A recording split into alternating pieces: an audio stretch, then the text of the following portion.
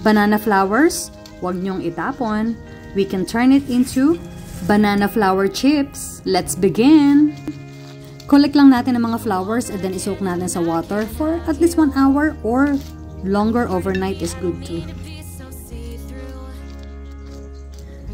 So, remove natin yung stigma, yung parang antena sa gitna.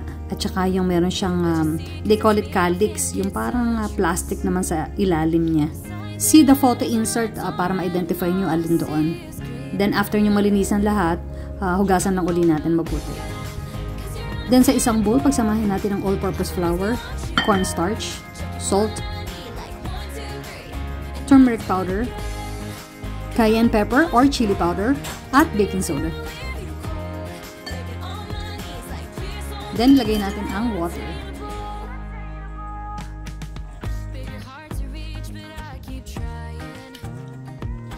Stir lang natin mabuti until smooth or hanggang wala ng lumps.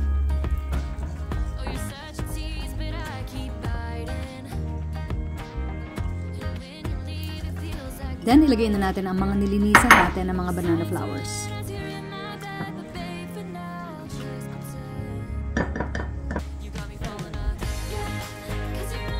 Then, i-fry lang natin sa hot oil until crispy.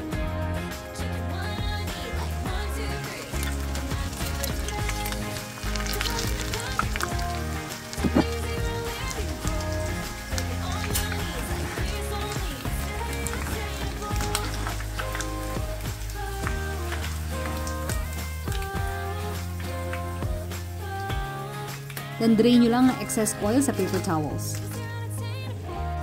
Then, continue with the remaining flowers.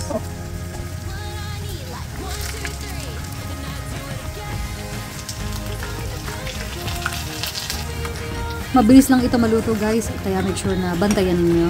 Once na alam niyo na malutong na siya, then that's it. Hanguin niyo na po siya. Alam niyo ba na according to studies, ang banana flour ay high in fiber, potassium, calcium, magnesium, iron, zinc, and copper. And good antioxidant daw ito. So, drain nyo sa paper towels para masala yung excess oil.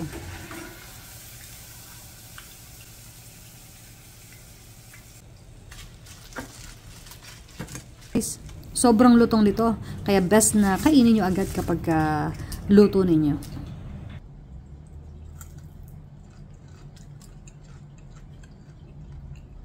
Crispy outside, soft inside.